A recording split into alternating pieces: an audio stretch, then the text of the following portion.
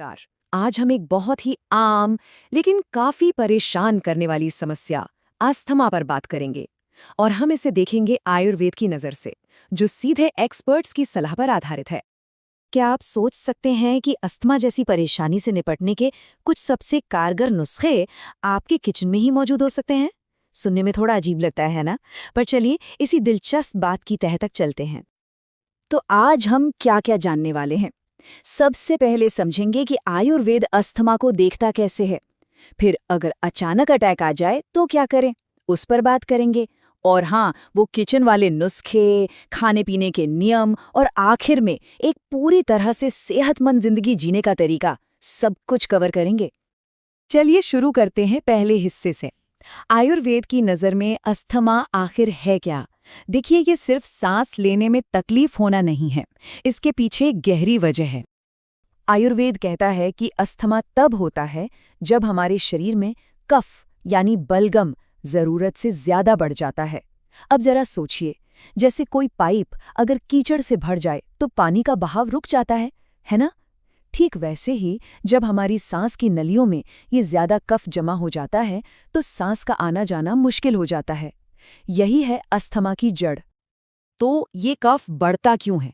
कौन सी चीजें हैं जो अस्थमा को ट्रिगर करती हैं? देखिए, मौसम का बदलना एक बड़ा कारण है। हवा में कोई नया बैक्टीरिया या वायरस आ जाए तो भी दिक्कत हो सकती है। अगर हमारी इम्यूनिटी यानी रोगों से लड़ने की ताकत कमजोर है तो हम ज्यादा रिस्क पर होते हैं।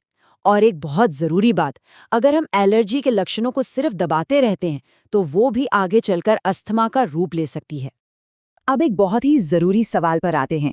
मान लीजिए किसी को अचानक अस्थमा का अटैक आ जाए, उस इमरजेंसी की सिचुएशन में तुरंत क्या करना चाहिए?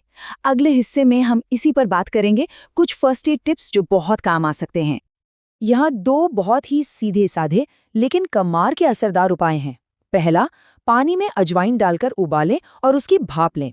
और दूसरा, ठीक उसी वक्त मरीज के पैरों को एक बाल्टी में गुनगुने पानी में डुबोकर रखें। ये दोनों चीजें एक साथ करने से बहुत जल्दी आराम मिल सकता है।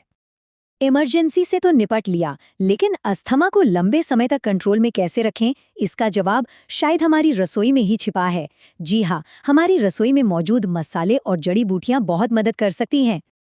ये कमाल की हर्बल चाय है। आपको बस मुलेठी और सौंठ यानी सूखे अदरक का पाउडर मिलाना है।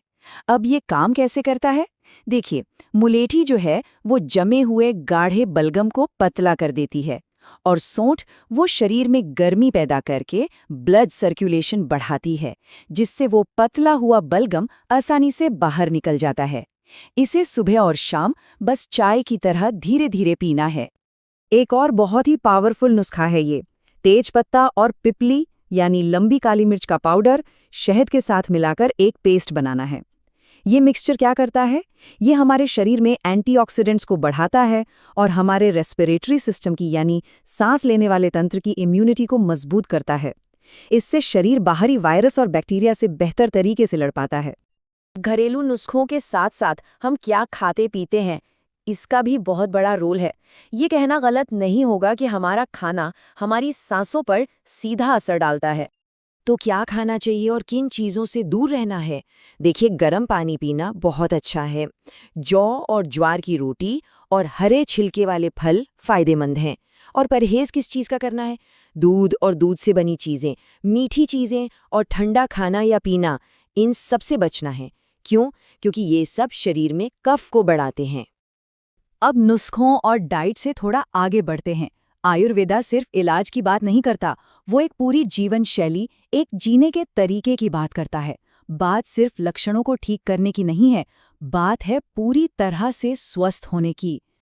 तो हमारी लाइफस्टाइल में क्या बदलाव ला सकते हैं? पहली चीज, अपनी सांसों पर ध्यान देना, इसे सचेत श्वास कहते हैं। दूसरी, खाते समय पूरा ध्यान खाने पर हो, मोबाइल या टीवी पर नहीं। एक और बहुत अच्छी चीज है, छाती और पीठ पर गरम तेल के तेल में तुलसी की कुछ बूंदें मिलाकर मालिश करना। इससे ब्लड सर्कुलेशन बेहतर होता है। और हाँ, अपने हाथ पैरों को गर्म रखना भी जरूरी है, क्योंकि ठंडे हाथ पैर अक्सर कमजोर इम्यूनिटी की निशानी होते हैं। ये बात मुझे बहुत अच्छी लगी। डॉक्टर भुल्लर कहते हैं, हम तब गलती करते हैं जब हम अपने शरीर की पूरी जिम्मेदारी अपने सामने बैठे डॉक्टर को सौंप देते हैं। कितनी गहरी बात है। यह हमें याद दिलाता है कि अपने स्वास्थ्य की भागदौड़ हमें खुद अपने हाथ में लेनी होगी। डॉक्टर एक गाइड है, लेकिन असली काम तो हमें ही करना है। और ये दूसरा कोट भी देखिए, कितना सटीक है। एलर्जी को दबाना एक टिक टिक करते टाइम बॉम्ब की तरह है। एक मौसम, 2 मौसम और तीसरे मौसम में ये फट जाएगा।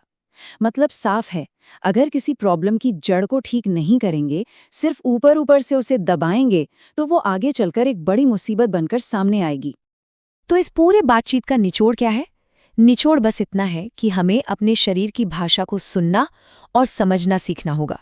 हमारा शरीर हमें लगातार इशारे देता है। अगर हम प्रकृति के नियमों के साथ चलेंगे, उसके खिलाफ नहीं, तो हम एक बेहतर और स्वस्थ जीवन जी सकते हैं। एक जरूरी बात, यहाँ बताई गई सारी जानकारी सिर्फ एजुकेशनल मकसद के लिए है। अपने स्वास्थ्य से जुड़ा कोई भी फैसला लेने से पहले प्लीज हमेशा किसी क्वालिफाइड डॉक्टर या हेल्थ एक्सपर्ट से सलाह जरूर लें।